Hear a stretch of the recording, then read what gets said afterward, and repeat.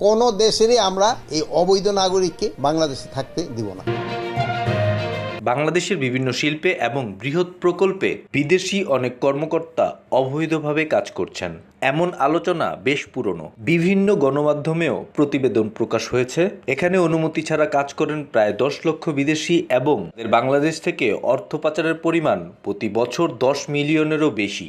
বাংলাদেশের মতো কর্মসংস্থান সংকটে থাকা একটি দেশ বিদেশি জনশক্তিকে এভাবে কাজ করতে দেওয়ার বিষয়টা কোর্ট পর্যন্ত নিয়েছে চাকরি প্রত্যাশী একটি পক্ষ।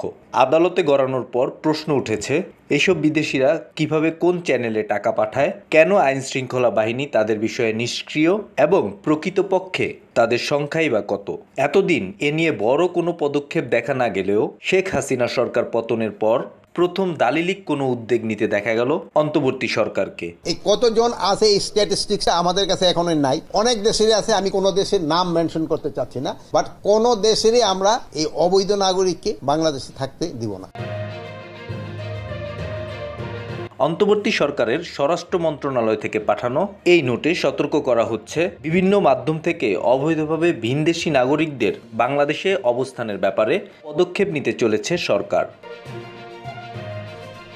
এ সময়ের মধ্যে বৈধ কাগজ করতে না পারলে আমরা প্রথমে আগে লিস্টটা পাই, পেয়ে তারপর আবার আমরা কত দিনের মধ্যে করবো এটা আপনাদের জানাবো। এখানে স্বরাষ্ট্র উপদেষ্টাকে প্রশ্ন করা হয়, ভারতের বিভিন্ন সারির রাজনৈতিক নেতৃবৃন্দ এবং সে দেশের মিডিয়ায় বাংলাদেশ নিয়ে অপপ্রচার সম্পর্কেও ওই ওরা শুধু সিলেটে নয়, বেনাপোল এবং অন্যান্য বিষয়েও তারা কি করছে, এইটার কিন্তু প্রতিউত্তর আপনারাই সবচেয়ে বেশি দিতে পারেন। আপনারা সত্যি খবরটা প্রকাশ করে দেন, ওদের যে মিথ্যা যে খবর প্রচার করে ওদের মুখে চুনকালি পড়বে।